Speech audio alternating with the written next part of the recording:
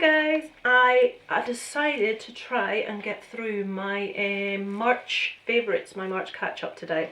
The son and husband are out playing Spring League football. Well, it's Irish football, Gaelic, so it's pretty much like a cross between football or soccer and rugby, but it's quite rough. But they're out of the house, I've got peace, I'm going to try and get this done. So, March. I spend most of my time watching movies, as a lot of you know. I'll just read down the movies I've watched in March. I may talk about some, I will talk about some. I'll not go into detail about some others. So the movies I have watched this past month. The Unseen. This is one that's on Netflix. It's really interesting. It's about a guy. The storyline is not amazing. It's never going to win any awards. But the special effects are really interesting in this. It's about a guy that is very slowly beginning to disappear bit by bit. And it's about him trying to put things right with his family, with his daughter, solving a bit of a mystery about something before he disappears. But it was interesting. It's an interesting concept. It reminded me a little bit of, if anyone remembers Stephen King's Thinner many years ago, which I quite liked. Yeah, it reminded me a bit of that. Not sure why, but yeah, it's worth checking out. It's you could watch worse things. Shape of Water, amazing. Saw this at the cinema. I'm not going to waffle on. I reviewed this in an individual vlog, which I will put the link to below, but amazing. Love Del Toro's movies. This is no exception. Magical. Baby Driver, this is one that a lot of people have been recommending to me for quite a long time. I really enjoyed it. I loved the soundtrack and how it went together with the movie. The performances were really good, really solid. Yeah, it was a good movie. Definitely recommend it. Annihilation. Now this is one that I thought was going to be pants. This is another Netflix movie. It's a sci-fi one about this like mysterious, I don't want to say apparition. It's like a shimmer effect, almost like a force field that has appeared in the world over a particular area. And anyone that has been sent in, like the army, into this area to discover what it is, has not come out. So they decide to send in their wisdom, 4 women, and this biologist. I should have read up on this before. Anyway, these 4 kick-ass women go in to see if they can find out what's going on, why people's disappear, and what's happening. Special effects in this are awesome. If you do watch it, there's a bit with a bear, look out for that. I loved it. It was like, I was open-mouthed. I really enjoyed it. It was just a really different concept. Natalie Portman's in this one. And Jennifer Jason Leigh of 80s fame, that used to be in everything as a teenager, she's in this as well. It's just like a sci-fi horror, and it's well worth a check out, guys. Netflix Annihilation. If you've seen it, let me know what you thought. Peter Rabbit. Again, I reviewed this on its own. I'll put the link below. The only thing I'll say is disappointing and irritating. Bullet Head. I watched this for one reason. Adrian Brody's in it. I love Adrian Brody. He's just, there's something just very attractive about the man. I don't know what it is, but yeah, I've always been and he's a fantastic actor, of course, but I just could look at the man all day long. So, Antonio Banderas is in it, John Malkovich is in it. It's a typical actiony, good story type movie. It's about ex-cons and a final job, not to do with like bank robbery and all that stuff. But it's interesting. It's not amazing, but Adrian Brody's in it. I'm watching it. So anyway, that was quite good. Happy Death Day. I've seen a lot of people review this one recently. I thought it was awful. It's teenage, Groundhog Day. Every day I'm going to die. I'm going to have to find out why I die, who's killed me, what's going on. The performances to me were irritating. The lead was not engaging. The last 20 minutes of the movie did pick up an awful lot, so the ending of the movie isn't too bad. But getting there, you know, when you put a movie on and you're like 20 minutes, half hour, and you think, oh god, I wish I hadn't have put this on, but then you feel invested, so you watch the rest of it. That's kind of how that movie made me feel. I wouldn't recommend it, although I know a couple of people did watch it and thought it was okay, so really down to your individual taste. I'm not a big fan of group of teenagers horror type thing, so you know, you may like it. I didn't. Geostorm with Gerard Butler. Nah, it was okay. It's just your typical disaster type movie, some good special effects in there, but way too much over sentimentality in there. When they start doing that, like OTT about the sentimentality, it just makes me gag, so The Snowman with Michael Fassbender. This is like a whodunit, a thriller, a crime show, again a Netflix one. Pretty underwhelmed, to be honest. It was okay, it passed a couple of hours, wouldn't watch it again. Lady Bird with Saoirse Ronan of Irish fame, loved it. This movie, I actually meant to do an individual review about this one. This one spoke to me on so many levels. The story of the teenage girl growing up and her relationship with her mother and her family is just drew so many parallels with me. Don't get me wrong when I say this, I love my parents. I've had a good upbringing, etc, etc, but I think it can be a northern thing sometimes. I know a lot of people that are from Yorkshire say something quite similar, being from the north of Ireland. My family are very matter of fact, they're not very flowery with language. They're sort of the viewpoint, if you compliment a person too much, they will get a big head. So growing up, getting praise from my parents was next to near impossible for anything. It just wasn't the done thing. And even getting a compliment from my parents was a pretty hard going. I don't think I ever, I can't think of one, to be honest with you. I'll just give you an example.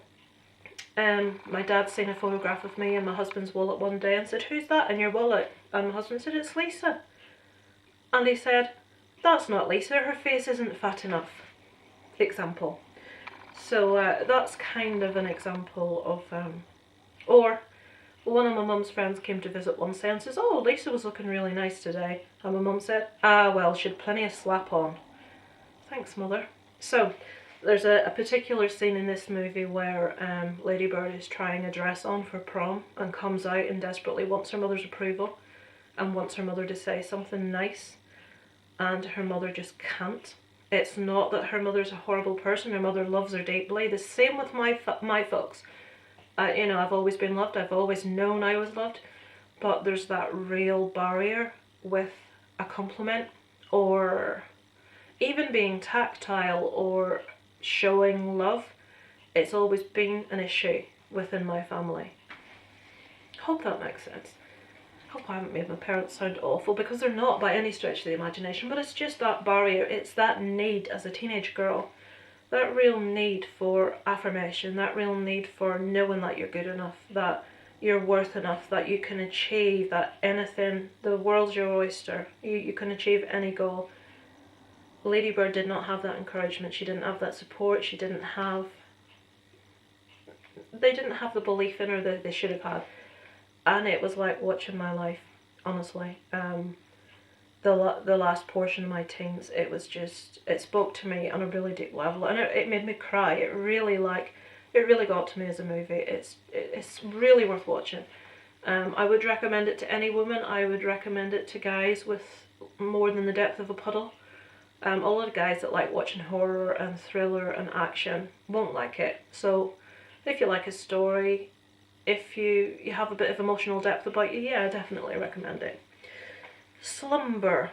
I watched this one. This is another Netflix, as are most of these probably. This one is about the notion of sleep paralysis, with a little obviously added extra of the fact that something is trying to kill this family, or more so the son in his sleep. I have suffered from sleep paralysis on numerous occasions within my life, and anyone else that has will know it is absolutely bloody terrifying. On one occasion, if anyone doesn't know what sleep paralysis is, I'm sure you all do, it is where your brain has woken up before your body.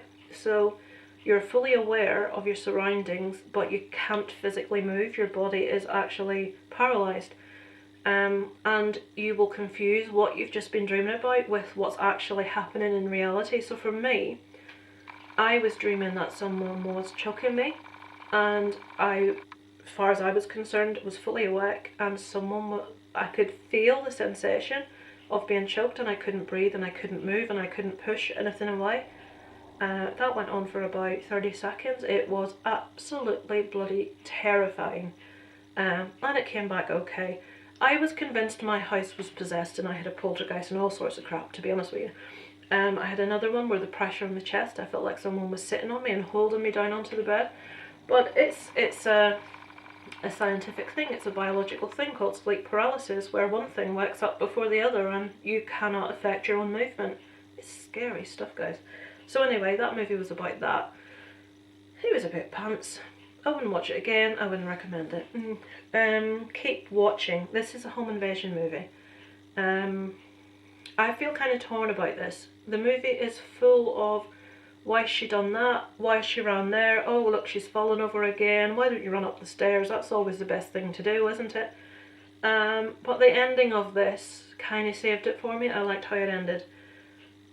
It's worth a watch, but it just frustrated me a lot because there were so many stupid decisions made that I just was shouting at the telly. February. This one is also known as, probably more commonly known as, The Black Coat's Daughter. This one for me, very, very slow, but very atmospheric, very creepy. I was a bit confused, as I know other people that watched this movie were also. Even someone I know watched it a couple of times and still felt a bit confused by the ending. I had to look up the ending and find out what the hell was going on. But when I had looked up the ending and figured out what had happened, I was like, oh, that's really clever. Maybe I'm just stupid. Maybe it didn't occur to me. Maybe guys out there, maybe some of you guys will have watched it and got exactly what was happening. I didn't. But the ending saved an otherwise quite slow movie, but it was creepy. It was all about atmosphere rather than, it's not about jump scares, it's not about special effects. It's just atmospheric and quite creepy. I would recommend you watch it. I'd love to know if any of you guys watch it and got the ending before you sort of had to look up what was happening. I didn't, but when it was explained to me, I liked it. I liked what they had done. Daddy's Home 2. I loved Daddy's Home. I saw the trailer for Daddy's Home 2 at the cinema last year and thought, oh my god, they've got the two people they had to play, Mark Wahlberg, is it Mark Wahlberg? Mark Wahlberg and Will Ferrell's fathers were just perfect. Mel Gibson plays Mark Wahlberg's father, and he's like the sexy older guy that all the women fancy. That's really, he hunts, he's very matter of fact, he doesn't show his emotions. And Will Ferrell's dad is, and his name's not going to come to me, I know it isn't, I'm going to put it up here somewhere. He's just OTT nice, tells his son he loves him, kisses excuse me, kisses him on the lips, very, you know, OTT nice. He's always got like anecdotes and stories and the kids love him. It's just the polar opposite from Mel Gibson's character. I, as I say, loved the first one of these films. This one had some really good laughs in, but the ending, the last 10-15 minutes, again, that over sentimentality crap, that it, you know, they were singing together, it was just like, oh my god, but you just stop. It was painful. I felt like crawling inside myself. It was just so painful. I'm quite conscious I don't have that much time left before the rabble are back in the house. Hangman, Netflix movie, Al Pacino crime movie, actually okay. Again, it's not amazing, it's not bad, it's worth a watch. It's not something I'm going to come on and rant and rave about how amazing it was, but I did enjoy it. It was quite a good little whodunit, thrillery type movie. Havenhurst, I quite like this one. This, I think, is another, I'm not sure if it's Netflix to be honest with you. It's one about a murder house, which I know this has happened in real life, but a house where the owner or the builder, the architect, whatever, he builds little secret bits in and like false walls, and there's like a whole world going on behind the scenes of the actual hotel. And in this one we have a killer, and obviously different people from this apartment block are going missing or disappearing, if they break the rules of, like, one woman keeps bringing men back and she's very loud and she's having very loud sex, and another woman is an alcoholic, and they almost want to bring in people that have issues and problems so that they have fodder to someone to kill, for want of a better word. But I quite enjoyed this one. I thought it was going to be a pretty basic crap horror, but I quite liked it. So that's Havenhurst. I would recommend that one. 3 Billboards Outside Ebbing. I'd heard a lot about this before it was released. My husband wanted to see this one. This is a story about a woman whose daughter is murdered and raped, and there has been no justice. The police haven't found the killers, so she decides to rent 3 massive billboards in her hometown and basically point a finger at the police and say, what's going on, why have you not found the murderer of my daughter, and names the actual policeman, played by Woody Harrelson, who she feels is guilty of not getting justice for her daughter. This movie was really, really good, fantastically acted, atmospheric, heart-wrenching. You felt all the emotions you should feel. The acting was first rate. The ending was absolutely awful. Maybe that's just me. I want to sort of have some degree of closure by the end of a movie. I want something explained to me that makes sense. I felt that they just got to the end and thought, well, I don't know how to end that, so let's just do this. So it's very well done, it's very well acted, it's very well put together, but I just didn't like how it ended. My husband hated how it ended. Another friend we have hated how it ended, so let me know if you've seen it, what you thought. This one was really interesting. Clash. This movie's in Arabic. It is about a group of, let me just check the name. President Mohamed Morsi has just been ousted from presidency. And there are 2 rival factions. There's the Muslim Brotherhood and there are the people that are anti-Muslim Brotherhood. And there's a lot of protests and riots, and basically they throw half of each side into the back of this police van. Very bad conditions, very, very hot weather. Is it in Egypt? I haven't written down. Anyway, so they throw these people. It kind of it spoke to me a bit like the Troubles here in Northern Ireland that we used to have, and I imagined them throwing a few IRA men into the back of a van with a few I don't know, Red Hand Commandos, UVF guys, whatever, rival factions, and I thought, my God, they tear lumps out of each other. So they've got these Muslim Brotherhood in here, along with people that are part of neither, are just peaceful people, and people that are very anti-Muslim Brotherhood. And the whole movie is set in the back of this police van, and everything that happens within that police van. I really enjoyed this. I don't know if enjoy is the right word, it's probably not the right word. But I thought politically this movie was really powerful, was really brave. I know it was really popular at the Cannes Film Festival. If you're a fan of movies and you don't mind watching foreign language films, as you know, I keep hammering home, you're missing so much if you don't. This one's really worth a watch. It's thought-provoking, it's deep. It just shows you that underneath those opinions, misinformed and otherwise, we're all the same. People that are sworn to hate one another, that would kill one another without a second's notice. You find out the real people, you find out about their families, about them. It's a good movie, it's thought-provoking, I would recommend it. Mum and Dad.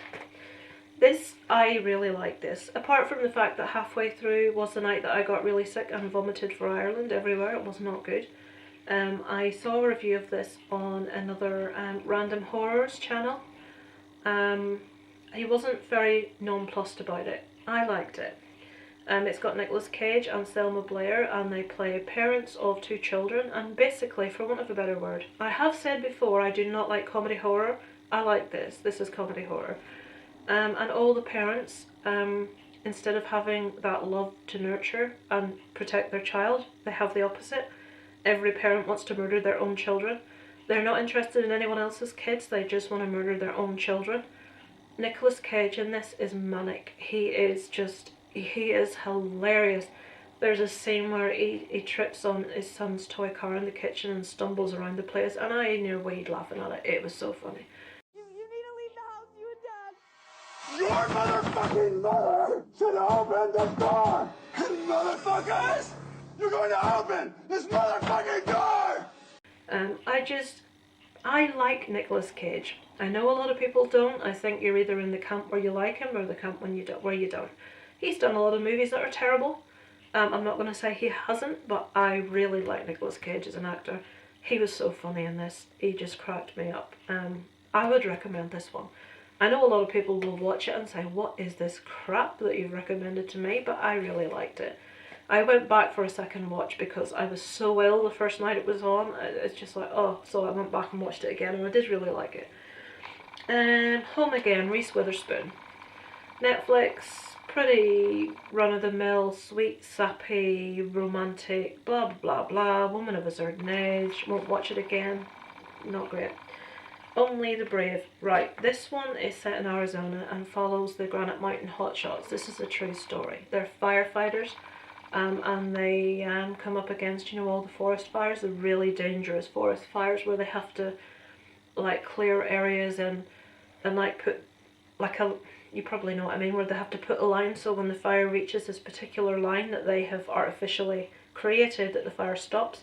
Anyway, so these newly qualified firefighters are at the top of their game. That's why they're called hotshots. It's like where they're better than anyone else. They're frontline, that's what they call it, frontline firefighters. And it follows them through their what's the word when you get an accreditation in something, qualification to be hotshots, and fighting several major fires, and then the final fire, which is a massive one in, and I've written it down, Yarnell in Arizona. This is a true story about the actual event and what happened. Really interesting, really frightening. It really brings it home, as if we needed it brought home to us. We don't really, after Grenfell last year, of the job that these guys do, and obviously 9/11. Really, really, really brave men. You just seeing the fact that they have to go in and risk their life to save the rest of us, it's humbling stuff. I would really. That one is slow, but it's a true story. If you're interested in watching things that actually really happened, educate yourself. It's well worth a watch. If you're looking for just out and out balls to the wall action and dialogue and just, it's not for you. But yeah, I would recommend it. My hair is so frizzy. Oh, it's awful. A Wrinkle in Time. Went to the cinema to see that, reviewed it separately. I'll put the link. I really liked it. I would say it's really girly, it's really pretty, the backdrops are beautiful. I love the dresses, I love the makeup, I love the story, I love the concept. If you're male, you will probably hate it. My husband loathed it. He couldn't say enough horrible things about it. My son, who's 7, liked it. But yeah, if you're a girl, you'll probably like it. It's Disney's new offering. The one with Oprah Winfrey. Ready Player One. I did a separate vlog about that just before I started recording this. Amazing. I will put the link. Just when you get the house to yourself. This will be my mother.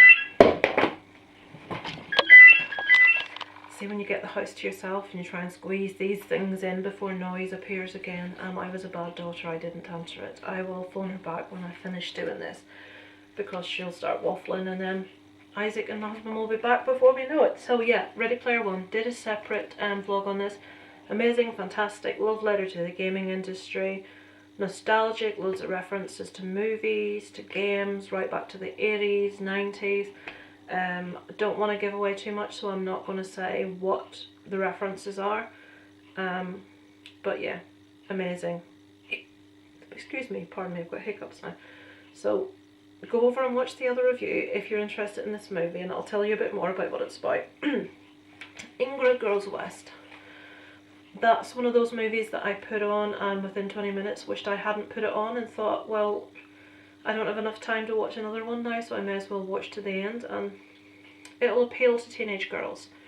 It's all centered around social media, mainly Instagram in this case, and a girl who obviously has got some kind of psychological problems, who anyone that she becomes BFFs with, she ends up stalking and inserting herself into their life in some way. And this movie starts off with a big fight at a wedding where Ingrid storms in and, why did you not invite me, blah blah, and basically ruins this girl's wedding.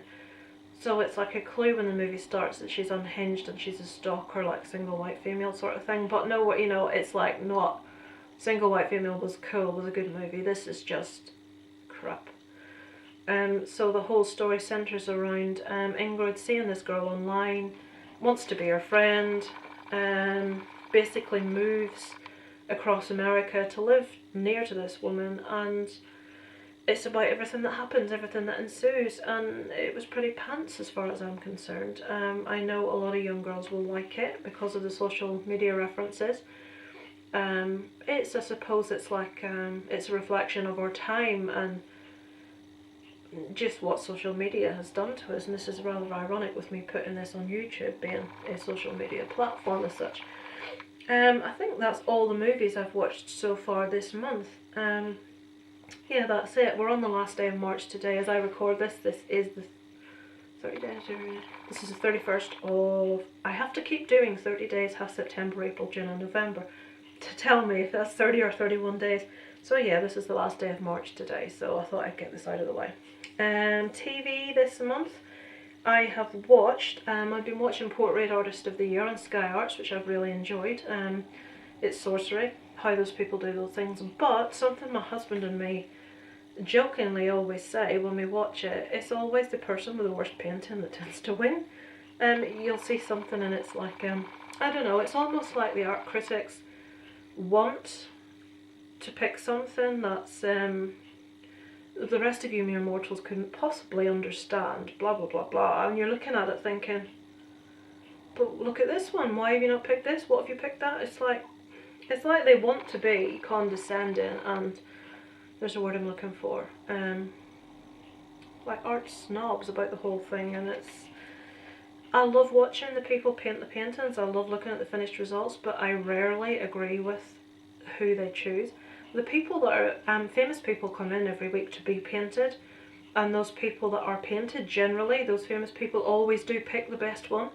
They get to keep the best painting that they feel themselves is the best representation of them, or they like best. And generally, yeah, they do pick what is clearly the best painting. But then when the art critics decide who out of the group should go through and who was the best, it was rare that we agreed. Then again, I don't have an artistic bone in my body, so but then again, Darren is quite artistic, so who knows. I started watching Bates Motel or Bates Hotel? I've only watched a couple of those. Seems quite promising at the moment. I cannot get rid of what's the lad called that stars in it? It's me with people's names, I'll pop it up here. I was watching the young doctor that he was in, and I just can't get that character out of my head when I'm watching him. It's quite difficult. Obviously Walking Dead I'm still watching, even though it's dragging on a bit, although last week's was quite good actually. Mr. Robot I started watching a couple of nights ago, and I'm really enjoying that. I've only watched 3 so far, but yeah, I'm liking it. I like the concept. I haven't seen Christian Slater in years, so it's quite cool to see him popping up. Ink Master, as always, I watch that every week. The only other thing I've written down here was called The Funeral Murders. It was an interesting documentary. It was maybe only a local thing shown in Northern Ireland, but it was about during the Troubles. Basically, at 2 funerals in Northern Ireland, both of prominent people that were involved with the IRA. There were people, well, in one case it was Michael Stone, who indiscriminately was shooting at people in the graveyard. And regardless of how you feel about the IRA, and hopefully we all feel the same, they're just, any terrorists just go away, I'll be polite. But a lot of people that were at that funeral were kids, weren't involved, were, you know, maybe family members that didn't necessarily agree with what had happened and the person's lifestyle choices, but you know, there could have been children murdered, and you know, anyway, long story short, the documentary was about that one and another one where two soldiers inadvertently drive into the middle of another IRA funeral and get lynched, for want of a better word, horribly. It just harks back to the days in Northern Ireland when things were, when I was growing up through the Troubles, when things were rough. As a Catholic growing up in Northern Ireland, and I know this is the same for Protestants growing up in different areas, you didn't say, people used to ask you what school you went to find out what religion you were, and if you answered the wrong one, you'd get a digging, you'd get beaten up. And there weren't schools at that time that were integrated, so most Catholic schools are like Saint something. Mine was St. Louis. So if people found out you went to St. Louis, you got a hammer in.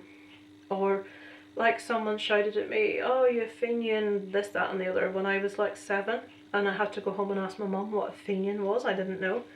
And she explained to me, you know, I didn't even know there were Catholics and Protestants when I was a child. I didn't know there were a difference. But that things are a lot better now. And this documentary, The Funeral Murders, is just going right back into it, and hearing interviews from people on both sides of the debate, and it just shows you just these people are convinced they're right, and on both sides, even, I will say, even on the side of the police and the army at that time, maybe contentiously people can say if they wish, but at that time there was things they were doing that were very, very wrong. There were people that were innocent that were being killed, that were being, homes were being invaded, were a lot of things was happening at that time. I have done intense research into the whole thing previously, and on both sides, the IRA are obviously, to me, like ISIS, are just murdering. I'm trying not to swear.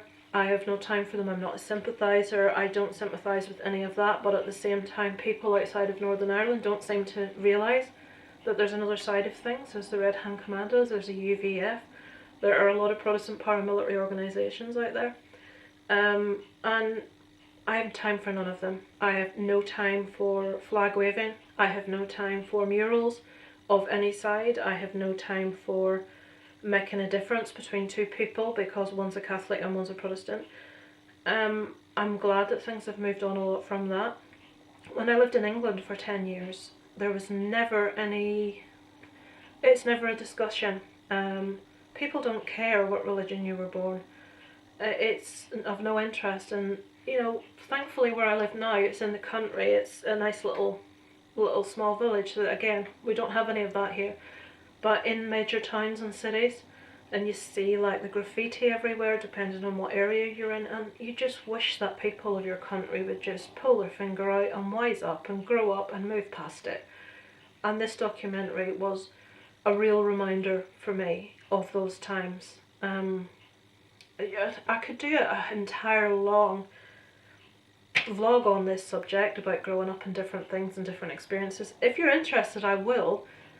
Just to tell you little strange things that happened, and it would, I'd quite like to do it. I don't know, maybe it's a bit contentious, who knows. If you'd be interested in hearing anything about growing up in Northern Ireland during the Troubles and different experiences, growing up all the way through my teens, my boyfriends, well, that sounds like I had loads, I didn't, they were all Protestant, and obviously then I have an idea of both sides of that, so I was brought up as a Catholic, my friends were Protestants, so I got a good look at both sides of the debate. I'd like to think I've quite a balanced viewpoint on it, so if it's something you'd be interested in hearing me talk about, I'm very happy to. What else? So that's what I've been watching on TV. Games, I've been playing Resident Evil Biohazard. I'm really irritated. I know that the One-Eyed Willy show, Jay, what's your name? I'm sure your name's Jamie, correct me if I'm wrong.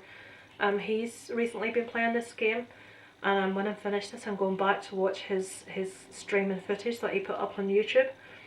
There's a bit at the beginning, quite close to the beginning of the game, where you pick up a video, and if you put it in the player, in the VCR machine, you change from the person that you were playing with, which is a male, perfectly safe in this little room, perfectly happy.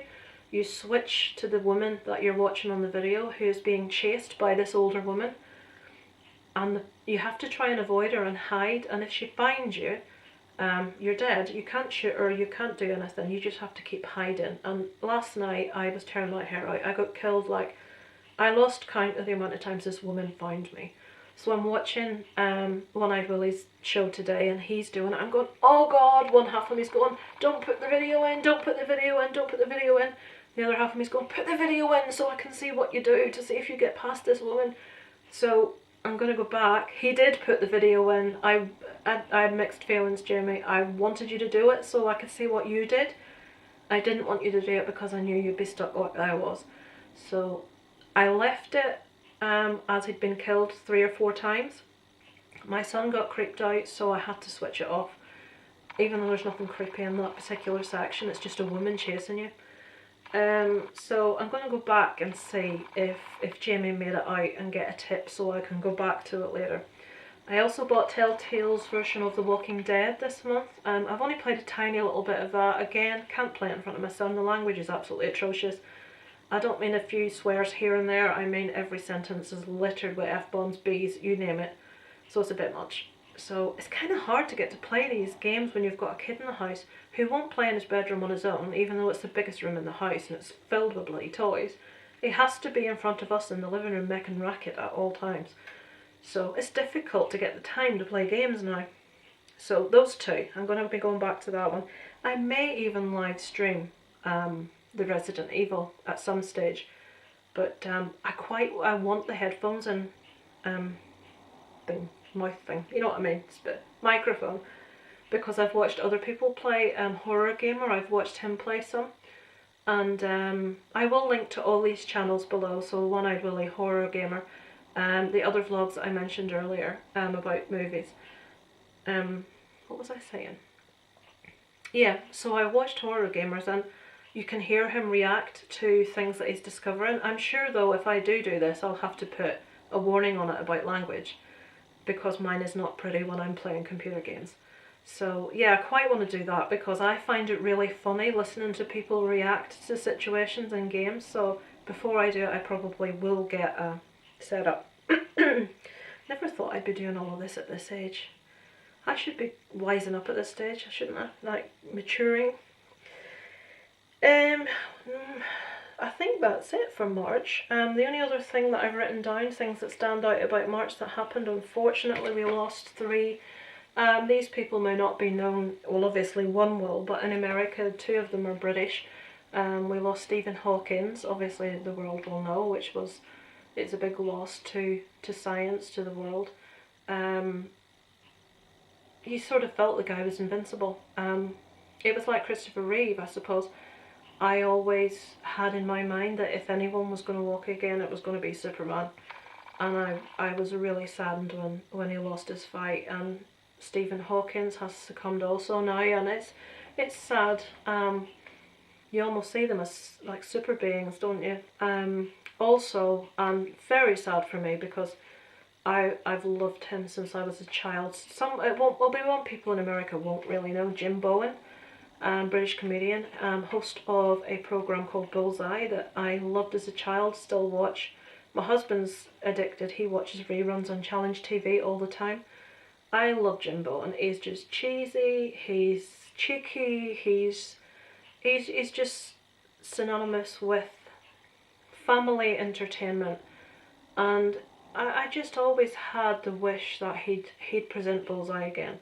And unfortunately now he's passed away, so that was sad. And the world's lost Ken Dodd, one of the most professional showmen and apparently really nice human being out there. His shows were legendary. I've never been, I won't profess to be a massive Ken Dodd fan, but I will say his work ethic his dedication to his fans, and the guy did shows that were 5 hours long, and he was a pensioner. I mean, man, oh my god. So we've lost him as well. So March has been quite a sad one for, losing some people we look up to that, remind us of our childhood or were major influences in the world of science. And so I'm trying to think of anything else notable about March, and right now I can't. Yeah, oh, well, the only other thing is, I've said this on my Facebook, I'm delighted. We are going as a family for the first time next year to Florida. I can't wait. Mainly for our son. It's something myself and my husband always wanted as a child. It was that dream, I want to go to Disney World. But it was never achievable because our parents couldn't afford it. Now we're skint, I'm not going to say we've a lot of money, we don't. I do a little bit of work from home because I have fibro and ME, I can't work full time. My health does not allow it. So it's not something for us that a lot of people can do it every year. A lot of people can do it more than once in a year, which I don't know how they manage to do this. But we have been saving now for a long time. In all, it will have taken 3 years for us to save to go. We're going to go for 2 weeks. What worried me was with my health, I'm not very good with heat. Something with fibromyalgia sufferers. I don't like heat anyway, but on top of that, our bodies don't regulate temperature very well. So I heat up and don't seem to be able to expel that heat, and it makes me very sick. So I was a bit worried about the whole Florida thing, and especially since you have to choose to go during holiday time, the cost, like, so our choice was summer or winter. So we had planned to go in the gap between Christmas and New Year when our son was off school for 2 weeks, but there were only two times of the year when he's off for 2 weeks, which was summer holidays and Christmas. But then I found out that Christmas at Disney was the busiest time of year, which really surprised me. I thought Christmas is like a family time. Most people would be spending it with their families, but no, apparently Disney World at Christmas is manic. The park reaches capacity and you can't get in some days. And I thought, we're going to have this one-off trip to Disney World that we're probably never going to be able to afford to do again. Do I want to be there and not get to experience the rides? Possibly not get into the park. So we were like, what the hell, I'm just going to have to deal with the heat, and I was a bit concerned about that. But my husband, in his wisdom, I didn't want to do this because I don't like to reflect badly as a parent to a pupil at school. I was sort of thinking, I don't want to ask for time off during term time for Isaac because it isn't right. It gives out the wrong example of us as a parent and the wrong priority. And also, if they said yes to us, they'd have to say yes to other people, and was it fair, and why should we be having an exception made for us? I wasn't keen on him asking, but he was insistent. He said, it's a one-off, I'm going to ask. What's the worst he can say?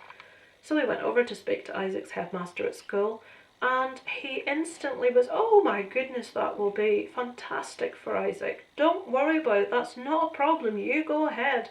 All I ask is a little bit of respect, and you have more than shown that. And I was like blown away. And Darren said, we're perfectly happy to bring some work with us so he's not going to be behind. Oh, don't you worry about that. It'll be fine. It will be an amazing experience for him. And at that age, he'll be 8 at the time, 8.5. He'll be fine. He won't have any problems. So now we can go to Disney at a cooler time of year when it's not so busy. So I am stoked. I am delighted. So my birthday is in the first week of December, so we have decided to go in the last week of November and the first week of December. So I potentially will be in Disney on my birthday. I might be on my way home on my birthday, which is the 8th, so we shall see. But it's going to be like a birthday treat as well, a mammoth birthday treat. So also, Chris and Victoria had told us that they decorate at Disney for Christmas in November. And I'm a massive fan of Christmas. I love Christmas. So to actually be able to experience all the Christmas decorations and stuff is just going to be awesome. I can't wait. I am delighted. So anyway, we'll hopefully be booking our tickets soon. I'm hoping to follow friends' suits. I've never done this before. I've looked everywhere. I've seen all this conflicting information. I'm confused. I've watched vlogs. I've looked online. I'm like, ah! So I know hopefully our friends will be booking their tickets soon. So I'm hoping to get pointers as to where's the best place to get what. We're hoping to stay at possibly Pop Century Hotel, which is one of the budget ones. So I've just realised I'm waffling about Disney now, and it's meant to be a March catch-up. I think I'll shut up now. I may waffle at a later date about Disney. So, thanks for watching, guys. Any comments gratefully received, any opinions, any viewpoints? Let me know if you would like me to do a vlog about Northern Ireland. Check out my vlog. I never mentioned this month's books. I've finished Shards, which is Chris's book from Two Vloggers More, which is amazing, short story anthology. Really disappointed that people don't seem to have watched it or commented on the review that I did online for that. Not for my purposes, I don't mind, and I know I don't have a lot of followers, but I just really want people to buy this book from Chris. It's amazing. Support your friends, guys. Get it purchased. It's cheap.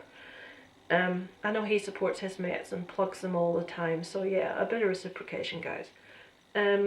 So check that out. I finished that this month, love it. I'm also listening to in bed an audiobook called Sometimes I Lie, which is it's helping me sleep, so I'm still listening. I'm about halfway through now, maybe just over. So we'll see what happens. It's a kind of like a mystery as to this woman is in hospital in a coma, and it keeps flitting back to when she's a child, then just before whatever happened, and then when she's in hospital. She can see it, she can hear everything going on around her, but she's in a coma, she can't move. So, we'll see what happens. That'll do me waffling. I'm sorry for doing the major waffle like I always do. I will see you guys no doubt soon with some review or other, or some waffle about something or other. Isaac's probably going to be doing a vlog with his superhero figures soon, I would imagine. And I may do one with his Toy Story figures also, because they shall be mine. So, over and out from Lisa Loves. Bye, guys.